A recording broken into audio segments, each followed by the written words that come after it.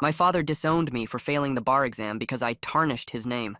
His golden children destroyed his honor instead. My father called me into his office the day the bar exam results came out. He already knew I'd failed before I did.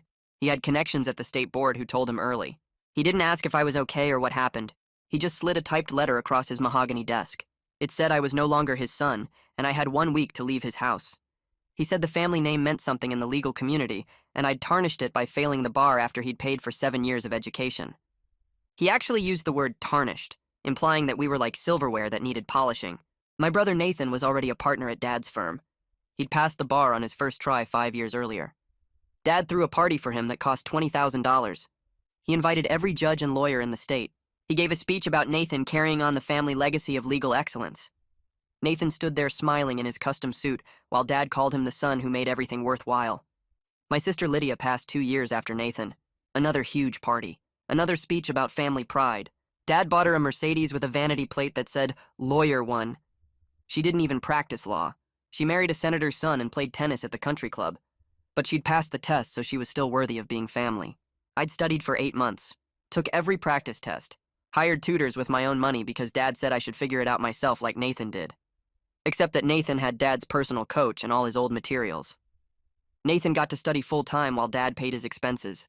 I worked nights at a warehouse to pay rent because Dad charged me to live at home after graduation. The day I failed, Dad changed the locks. Mom stood behind him crying but said nothing. Nathan helped pack my stuff and said maybe trade school would be more my speed. Lydia posted on social media about how not everyone was cut out for greatness, and that was okay. She actually used my failure as a motivational post about appreciating winners. I moved into my car. Dad had co-signed it during college, but it was in my name, so he couldn't take it. I showered at the gym and applied for jobs from coffee shop Wi-Fi. Nobody would hire a law school graduate who failed the bar. They all assumed something was wrong with me. I finally got a job at a title company doing document review. Mindless work for minimum wage, but it was something. That's where I met Robert. He owned a real estate investment company and needed someone who understood contracts. He didn't care about the bar exam. He cared that I could spot issues in purchase agreements. Within 6 months, I was managing his commercial acquisitions. He taught me about real estate law from the business side. Turns out you don't need to pass the bar to understand property deals. You just can't represent clients in court. I was good at it. Really good. I started my own property investment company with Robert as a mentor. Used my legal knowledge to find loopholes in zoning laws that let us buy cheap land and flip it for commercial development. My first deal netted $200,000. I didn't tell my family. Nathan, meanwhile, was struggling. He'd been skimming from client trust accounts to fund his gambling addiction. Dad had been covering for him for years, replacing money before audits. But the state bar started investigating after a client complaint.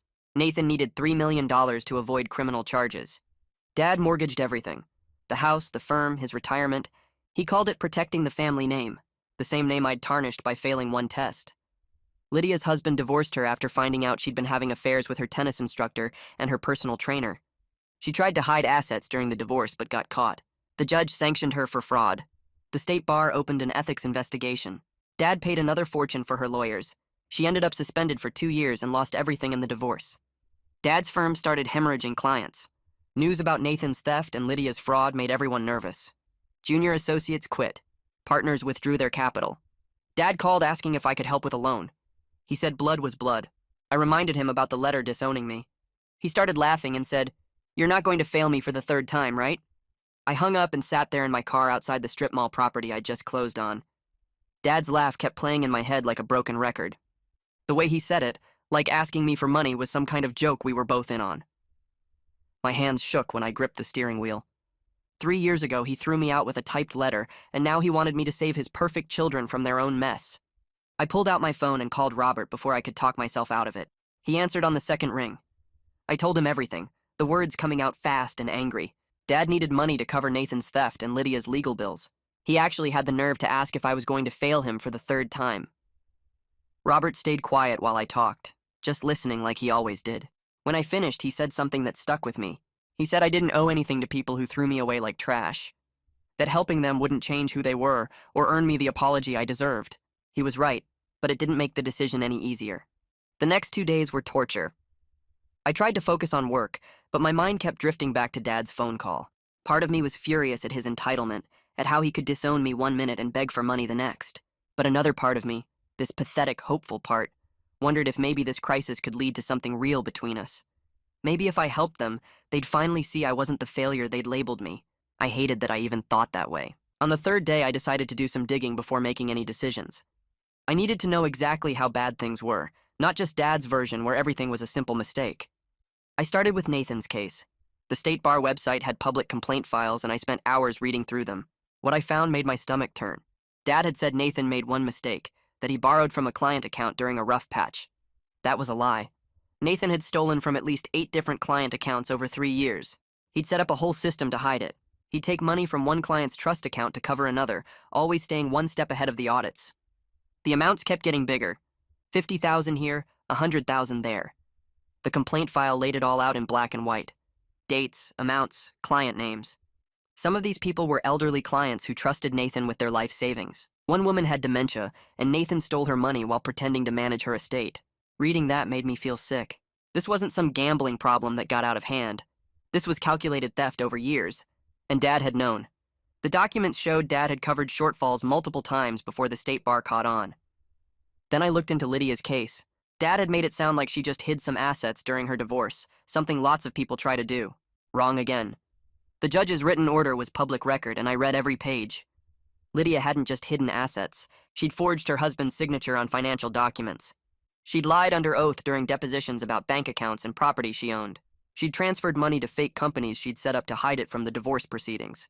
The judge used words like deliberate fraud and pattern of deception. He wrote that Lydia had shown a complete disregard for the truth and the legal system. The State Bar investigation found even more.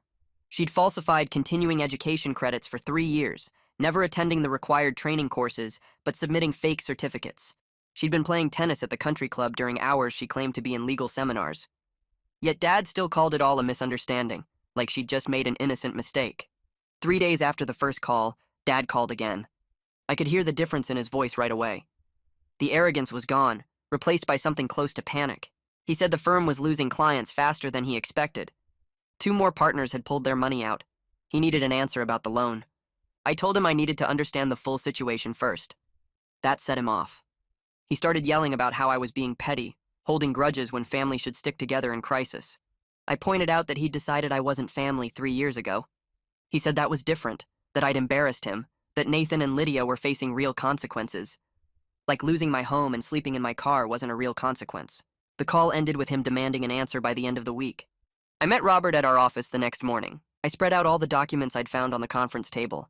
The bar complaints, the court orders, the investigation reports. Robert went through them slowly, reading every detail. When he finished, he looked at me and said something I'll never forget. He said Dad was asking me to fund the consequences of choices he'd enabled for years. That the same man who called me a failure for one test result was now begging that failure to rescue his legacy. He asked me what I thought would happen if I gave Dad the money. Would Nathan suddenly become honest? Would Lydia stop lying? Would Dad apologize for throwing me out? We both knew the answers. Robert said the only thing that would change is I'd be broke, and they'd still be the same people they'd always been. My phone rang while we were sitting there. Unknown number. I almost didn't answer, but something made me pick up. It was Mom. Her voice was shaking, so bad I could barely understand her at first. She said she was sorry, that she should have stood up for me when Dad threw me out, that she'd been wrong to stay silent. She said she'd been watching me succeed from afar, hearing about my business through mutual friends. She said she was proud of what I'd built without their help or their name. I didn't know what to say. For 3 years, I'd written her off as just another enabler, someone who chose Dad's cruelty over her own son. Now she was apologizing, and I felt completely off balance. We talked for over an hour. Mom told me things I'd never known. About how Dad had controlled everything in their marriage, how she'd lost herself trying to keep the peace. Then she said something that shocked me. She had her own savings account that Dad didn't know about. She'd been setting aside money for years, just small amounts he wouldn't notice. She said she'd been too scared to leave before, but watching what happened to me had changed something in her. She saw clearly for the first time how Dad destroyed anyone who didn't fit his perfect image. She said she wasn't sure if she had the courage to actually leave, but at least now she knew she had the option. The money was there if she needed it. I told her I'd help her if she decided to go, that she could stay with me until she got on her feet. She started crying and thanked me. We agreed to meet for coffee the next week, just the 2 of us. That night I got an email from Nathan. It was long, full of excuses about his gambling addiction and the stress of living up to Dad's expectations. He said he never meant to hurt anyone, that the clients would be made whole through Dad's mortgage on the house and the firm. He went on about how addiction was a disease and he was getting help now. But nowhere in that whole email did he apologize to me. Not once did he acknowledge helping pack my stuff into my car or telling me to try trade school. He just assumed I'd help because we were brothers and that's what brothers do. Like the past 3 years hadn't happened. Like he hadn't stood by while Dad destroyed me over a test score while he was actively stealing from vulnerable clients. I read that email 3 times looking for any sign of real remorse or acknowledgement of how they'd treated me. There was nothing. Just excuses and assumptions that I'd come running to save them all. I opened my laptop and typed a single line back to Nathan. "Do you remember helping me pack my stuff into my car after Dad changed the locks?" I hit send before I could second-guess myself. The message showed as read within minutes, but no reply came. Hours passed and still nothing. I checked my phone obsessively for the rest of the day, but Nathan stayed silent. That silence felt better than any apology he could have written because it meant my point had landed exactly where I wanted it to. He knew what he'd done and couldn't find words to defend it. The satisfaction was cold and hard in my chest. 2 days later, I was walking the perimeter of a commercial lot we'd just acquired when a black SUV pulled up to the construction fence. The vehicle looked expensive, one of those luxury models with chrome trim and oversized wheels. Lydia climbed out wearing designer workout clothes, the kind with subtle logos that cost more than most people's monthly rent. Her blonde hair was pulled back in a ponytail, and she had on sunglasses that probably cost what I used to make in a week at the title company. The SUV had temporary dealer plates. She walked toward me smiling like we were old friends meeting for lunch. She started asking questions about my business, looking around at the property with fake interest. She said she'd heard through mutual acquaintances that I was doing well in real estate. She kept touching my arm and laughing at things that weren't funny. Then she said she always knew I'd land on my feet, that I was too smart and driven to let one setback keep me down. She said it like she'd been rooting for me all along, like she hadn't posted on social media about how my failure was a teaching moment about appreciating winners, like those words hadn't followed me through the worst period of my life when I was living in my car and showering at the gym. I pulled my arm away from her touch. I told her I remembered her social media post word for word, that I'd seen it while sitting in a coffee shop using their Wi-Fi to apply for jobs that wouldn't hire me. I asked her if she remembered writing that not everyone was cut out for greatness, and that was okay. If she remembered using my lowest moment as content for her followers. She stepped back and her smile faltered. She said I was being too sensitive, that it wasn't personal, that she was just trying to be inspirational and I was taking it the wrong way. She said we were family, and she was going through a really hard time right now with the divorce and the bar suspension. She asked if I couldn't just let the past go and help her out since she'd always supported me. I almost laughed at that last part. Instead, I told her to leave my property and not come back.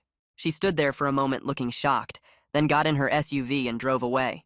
That afternoon, Robert called me into the conference room. He had papers spread across the table, financial projections and site plans for a massive commercial development downtown, a medical complex with retail space and office buildings. The numbers were staggering. We'd need to commit every dollar of available capital and all our attention for at least 6 months. Robert walked me through the analysis. The profit potential could triple our company's value if we executed it right. But it required total focus. No distractions, no divided attention, no family drama pulling me away from critical decisions. We sat there looking at those numbers, and I knew this was the choice. Keep getting sucked into my family's problems, or commit to building something real that was actually mine. I got a call 3 days later from a guy I knew who worked in the prosecutor's office. We'd gone to law school together and stayed in touch. He asked if I knew my brother was facing serious criminal charges. I said I knew about the bar investigation, but that was it. He told me the amount Nathan stole put him over the threshold for felony embezzlement. Multiple counts. Dad had been calling the prosecutor's office daily trying to negotiate a deal, offering full restitution, character references, anything to keep Nathan out of jail. My contact said the prosecutor wasn't interested because Nathan had stolen from vulnerable clients over multiple years. It showed planning and intent, not just one mistake. The state wanted to make an example of him. My phone rang that night and Dad's name appeared on the screen. I almost didn't answer, but curiosity won. He started yelling before I could say hello. He said he knew I'd been digging into Nathan's case, asking questions, checking public records. He accused me of trying to sabotage my own brother instead of helping the family in crisis. I let him finish his rant, then asked why he was angry at me for reading public documents instead of being angry at Nathan for stealing from clients. I said maybe if he'd held Nathan accountable years ago, when the problem started, instead of covering for him and replacing stolen money, it wouldn't have gotten this bad. Dad said I didn't understand the pressure Nathan was under, or what it meant to protect the family name.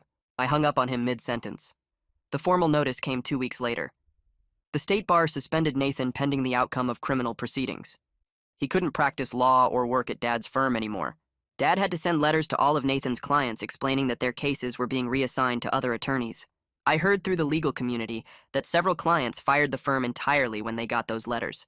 Nobody wanted their case handled by a firm where the partner had been stealing from client trust accounts. The firm's reputation was collapsing and taking everything with it. I drove to the courthouse on the day of Nathan's preliminary hearing. I told myself I was going just to see it with my own eyes, to watch consequences finally catch up to the golden child. I sat in the back row of the courtroom while Dad and Nathan's expensive lawyer argued for leniency. Nathan wore a suit that probably cost $5,000 and kept his head down. The prosecutor was a woman in her 40s who looked tired and angry.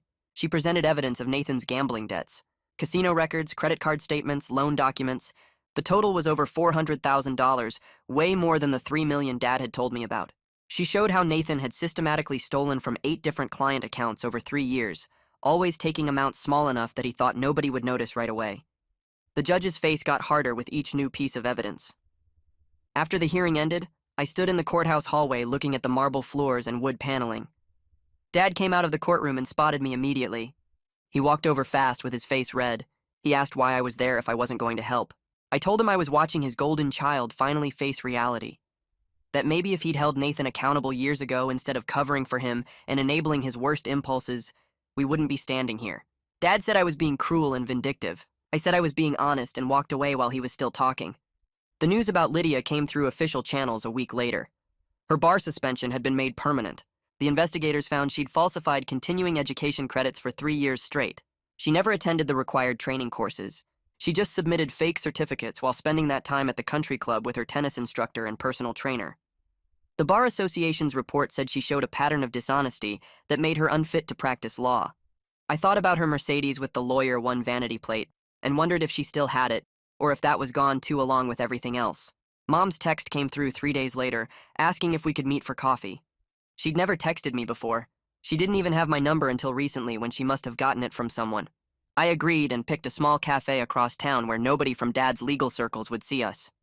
She walked in looking smaller than I remembered, wearing jeans and a plain sweater instead of the expensive outfits Dad always insisted she wear to maintain appearances. The exhaustion on her face had nothing to do with lack of sleep. It was deeper, the kind that comes from carrying weight for too long. We sat down and she ordered black coffee, no sugar, which surprised me because she always drank it with cream and 2 sugars. I asked if she was okay and she laughed, but it sounded hollow. She said she'd been living in a prison of Dad's expectations and judgments for 30 years. Every decision filtered through what he'd think, what it would look like to his colleagues, whether it met his standards for the family image. She talked about watching him throw away his son over a test score and how something finally broke in her ability to pretend everything was fine.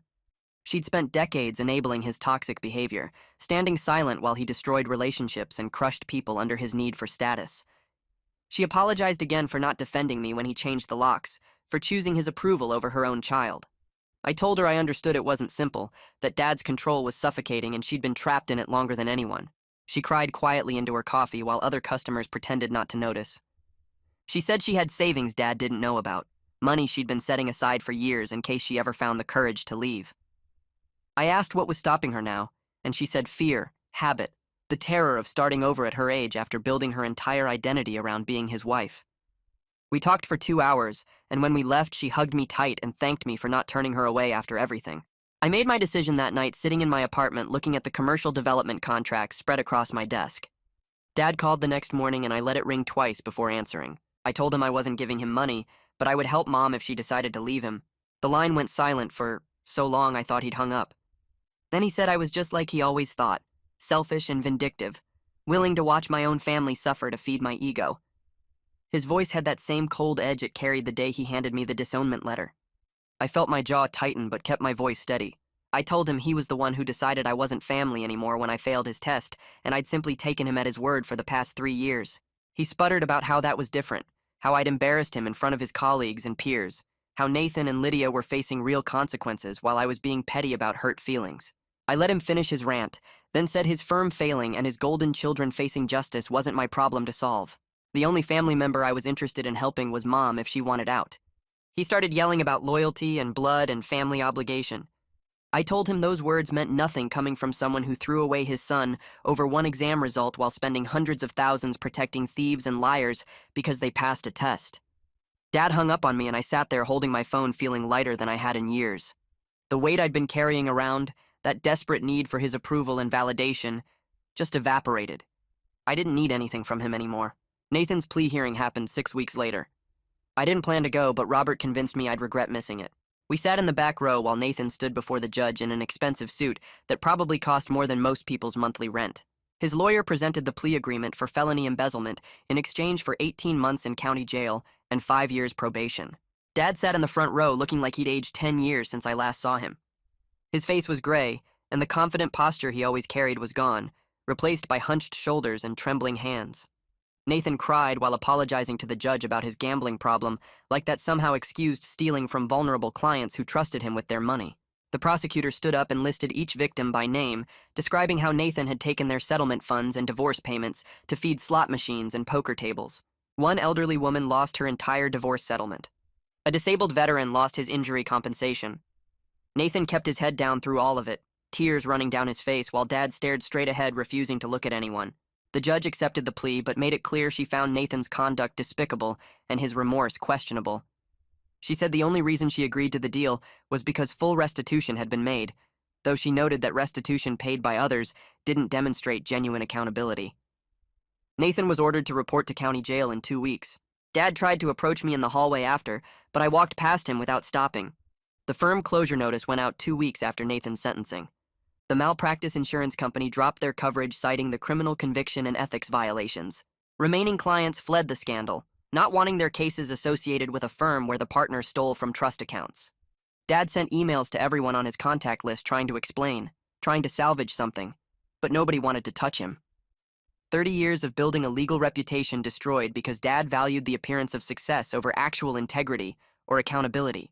He'd enabled Nathan's gambling for years, covered up the thefts, replaced stolen money before audits, all to protect the family name.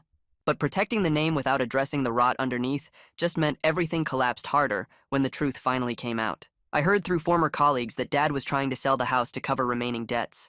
The mortgage he'd taken out to pay Nathan's restitution was crushing him, and the firm's closure meant no income to service it. Everything he'd built was gone, and he had nothing to show for it except 2 children facing criminal and ethics sanctions, and a 3rd child who wanted nothing to do with him. Mom called me on a Tuesday morning and said she'd filed for divorce. Her voice sounded stronger than it had at the coffee shop, more certain. She'd moved into a small apartment using her secret savings and told Dad she was done enabling his toxic obsession with status and watching him destroy everyone around him. He'd tried to convince her to stay, promising things would be different, but she said she'd heard those promises for 30 years and nothing ever changed. She thanked me for giving her courage to finally leave, for showing her that life existed outside Dad's shadow. We started having weekly dinners at her apartment, just the 2 of us, rebuilding the relationship we should have had all along. She talked about taking classes at the community college, about making friends who didn't care about her husband's legal reputation, about discovering who she was outside of being Mrs. Harrison. She seemed younger somehow, lighter, like she'd been carrying a weight that was finally gone. I helped her set up her apartment and watched her laugh at things that weren't even that funny, just enjoying the freedom to laugh without worrying what it looked like or who was watching. 6 months passed and the commercial development deal finally closed. Robert called me into his office and showed me the new company letterhead with both our names on it. He said I'd earned full partnership through the work I'd put in and the deals I'd closed. My name was on the door now, my actual name, not some legacy I'd inherited or reputation I had to live up to. I was building something real based on actual merit rather than family connections and status. Mom came to the small celebration dinner Robert organized, and she looked genuinely happy for the first time in years. She'd started taking art classes and made friends with other women going through divorces and life changes. She told stories about her painting instructor and the coffee shop she'd discovered and the book club she'd joined. She was discovering who she was outside of Dad's shadow, and it was beautiful to watch. I realized sitting there that failing the bar exam was the best thing that ever happened to me because it freed me from a legacy that was rotten at its core. Nathan was in county jail serving his sentence. Lydia was working at a retail store because nobody would hire a disbarred lawyer, and Dad was living alone in a rental apartment, still bitter about how his children had failed him. Meanwhile, I had a successful business, a real relationship with my mother, and the knowledge that everything I'd built was mine because I'd earned it, not because someone handed it to me or because I passed the right test at the right time.